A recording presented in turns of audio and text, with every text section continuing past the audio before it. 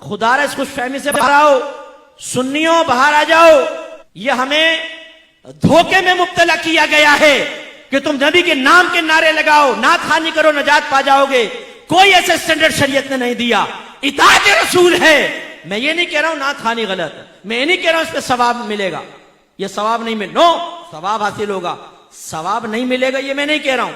लेकिन इनसे मुतमिन होकर सोचना नबी की मानो ना मानो हमें जन्नत मिल जाएगी। मैदान माशर में पहुंचेंगे तो फरिश्ते आएंगे, हुजूर टन सुन्नी साहब आप यहां खड़े, जन्नत तो आपका इंतजार कर रही है। और ये मटकता हुआ झूमता हुआ सीधा जन्नत में चले जाएगा। मुफ्ती साहब लाइन में लगे हुए हैं, ये पप्पू निकल जाएगा वहां पे, क्योंकि हर रात ये नात खानियों में बैठा करता था। भाई कुल हाथु बुरहानकुम इन कुंतुम सादिकीन, लाइए अगर आपके पास दलील है तो पेश कर देना। सिवाय आपके हुस्न जन के क्या है? आप कहेंगे जी हमारा हुस्न जन है, अल्लाह करम फरमाएगा। आपके हुस्न जन की तरह तो काफिर भी हुस्न जन रखता है। हिंदू भी कहता है भी मेरा हुस्न जन है, मेरी बुतों की इबादत से अल्लाह ताला मुझे निजात देगा। क्रिश्चियन भी ये कहता है ईसा अलैहिस्सलाम को मैं अल्लाह का बेटा मानता हूं, अल्लाह मुझे निजात देगा। हुस्न जन पर फैसला नहीं होता, वरना तो हर एक हक कहलाए, दलील पर फैसला होता है। आप मुझे दलील दीजिए कि आप नमाज ना पढ़ें, आप झूठ बोले, आप गीबतें करें, आप लड़कियों के पीछे भागें, आप फहाशी करें, आप गंदी गालियां बकें, आप हीरोइन पिएं, आप सिगरेटें पिएं, आप नशा करें, आप माँ बाप की आंखों में आंखें डालकर बदतमीजियां करके उनको उनकी कमजोरियों का एहसास दिलाएं और सिर्फ नात खानी में बैठे आपको नजात मिल जाएगी। लाइए दलील इस पर पेश कीजिए। मैं यही बैठा हूं, लाओ दलील लेकर आओ यहां पर कि आपका जुलूस निकालना आपको नजात दे देगा, लाइटिंग करना आपको नजात दे देगा। गलत। अगर किसी ने आपको जहन बनाया है, किसी नात खान ने जहन बनाया है कि आप सरकार की महफिल में बैठे हैं और जो सरकार की महफिल में आता है सरकार बरोज़ क़यामत उसको सीने से लगाकर जन्नत में ले जाएंगे, आपके ऊपर वाजिब है आप उस नात खान को बाद में रोकें और कहें इस पर दलील पेश करो। ठीक है हम तुम्हारी बात मानते हैं, नहीं मानते मुफ्ती साहब की बात, वो डांट के चले गए, सख्त लहजे में गुफ्तगू की, तुमने बड़ी प्यारी बात कही, लाओ दलील दो। जब तक नात खान दलील ना दे बंद कर लेना उसको घर के कमरे में, बोलना कि नहीं जाने देंगे। तुमने कैसे धोखे में मुब्तला किया, तुमने हमें नमाजों से दूर कर दिया, तुमने तकवे से दूर कर दिया। हराम खा खाकर नात खानियों में आकर बैठकर हम सब समझते नजात हो जाएगी, कैसे हो जाएगी? जो हराम माल के साथ हज करे, नबी करीम फरमाते हैं अल्लाह उसका हज कबूल नहीं करेगा। एक रिवायत में फरमाया एक शख्स हाथ उठाकर अल्लाह की बारगाह में दुआएं करता है, गिड़गिड़ा कर दुआ कर रहा होता है, लेकिन अल्लाह ताला इसकी दुआ कैसे कबूल करे? इसलिए कि इसके जिस्म पर हराम है, इसके पेट में हराम है, तो अल्लाह कैसे इसकी दुआएं कबूल करेगा? ये आपकी शरीयत ये है। हमें ख्वाबों में मुब्तला किया गया है, जुलूस निकालो नजात है, लाइटिंग करो नजात है, तीजे 40 में करो नजात है, 11वीं करो नजात है, तुम बरोज़ क़यामत आओगे सरकार तुम्हें बख्शवा लेंगे, यकीनन मेरे आका शफाअत करेंगे, इनकार नहीं। लेकिन जब ईमान बचाकर ले गए तो, ईमान बचाकर ले गए तो ईमान जाया हो गया गुनाह कर करके, फिर तो काफिरों में फिर शफाअत नहीं। और फर्ज कर लें ईमान बचाकर ले गए और गुनाहों भरी जिंदगी गुजारी, सरकार ने शफाअत फरमाई, ये यकीन लेकर गए, यकीन रखें इसका इनकार नहीं। लेकिन क्या ये बहुत बड़ी बेमुरव्वती नहीं होगी कि हमारी हर तरह की गंदगी के बावजूद सरकार मैदान माशर में सीने से लगाएं? क्या फिर हमें नबी करीम के साथ ये रवैया रखना चाहिए? सिर्फ इस भरोसे पे कि सरकार हमें बख्शवा लेंगे, हम उनकी नाफरमानी करते चले जाएं? गलत बात है। ये मैं इसीलिए दिल जलाता हूं, जितने नात खान जिनको आपने दीन का ठेकेदार समझा हुआ है ना कि ये हमें जन्नत तक पहुंचाएंगे, इनसे आप शरई मसाइल मालूम कर लें, इन तक को पता नहीं होगा, इनके घर में इनकी अजवाज को पता नहीं होता है। सबकी बात नहीं कर रहा हूं लेकिन अक्सर को मैं जानता हूं। वैसे आके ऐसा आपके सामने शेर पड़ेंगे जैसे दीन अगर इन्हीं के साथ दर्द चल रहा है, वरना ये ना हो तो दीन ही ठप हो जाएगा।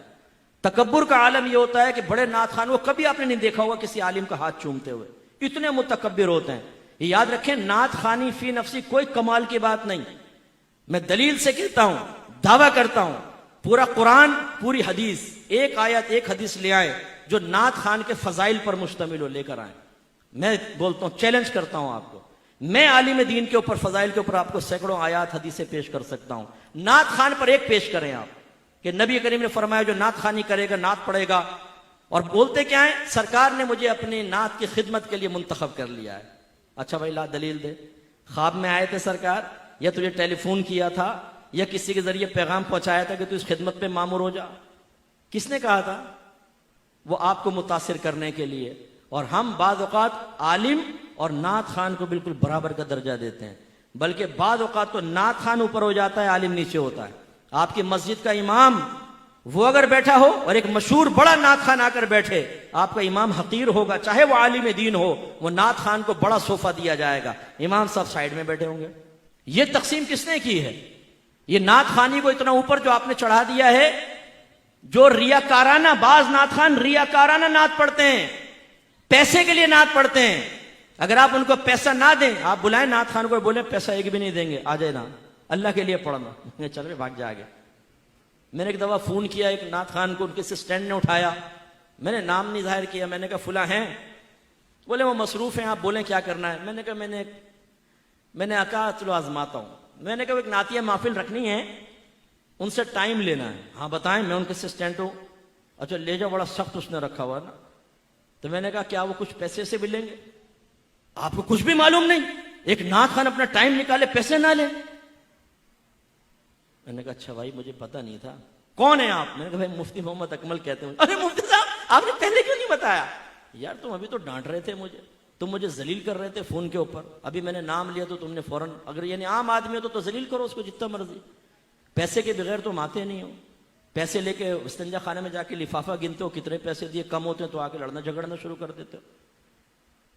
इनको कोई सवाब नहीं मिलेगा जो पैसे के लिए पढ़े। किसी नात खान पे बदगुमान भी ना हो, मादल्ला में पर्टिकुलर को नात खान का नहीं कह रहा हूं, लेकिन मैं इन लोगों के दरमियान बड़ा रहा हूं।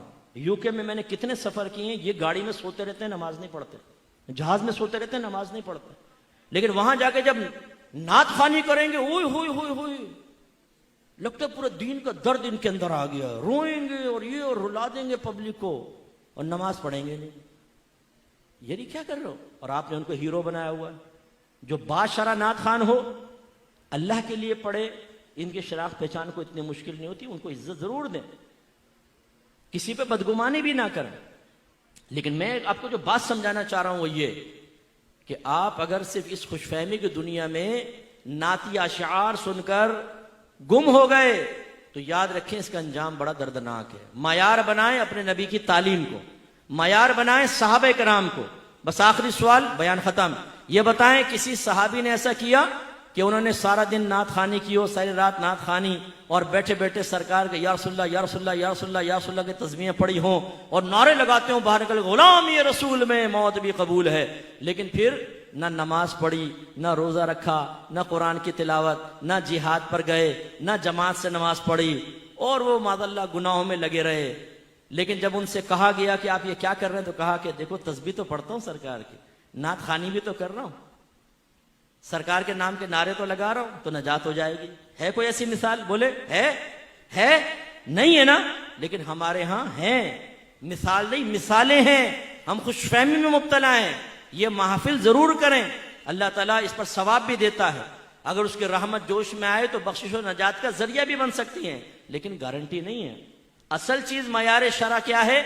इताअत रसूल। तो मैं गुजारिश करता हूं अपने करीबी जो मस्जिद में आलिम दीन हो उनके पास जाएं, उनसे गुजारिश करें, बल्कि कोई कमेटी वाले ऐसे हों, और हो सकता है हो भी रहा हो, मैं एक सजेशन दे रहा हूं, अपने कमेटी वालों से जाकर कहें कि हमारी मस्जिद में फर्ज उलूम कोर्स का इनेकाद करें, हमें फर्ज उलूम सिखाए जाएं, जिसमें अकायद भी होंगे, अहकाम शरअ भी होंगे, गुनाहों की मारिफत भी होगी, वो सीखिए। और अगर आपको, और अपने घर की बहनों को सिखाइए। अगर आपको कहीं पर भी कोई नहीं मिलता, मेरा नंबर ले लीजिएगा, ऑनलाइन कोर्स कर लें, फर्ज उलूम कोर्स करें, अपने घर की बच्चियों को कोर्स करवाएं, इंतहाई इंपॉर्टेंट है। और फिर इताअत रसूल की तरफ आए। इताअत रसूल कब होगी? जब आपको अहकाम रसूल पता होंगे। और अहकाम रसूल कब पता चलेंगे? जब आप सीखेंगे।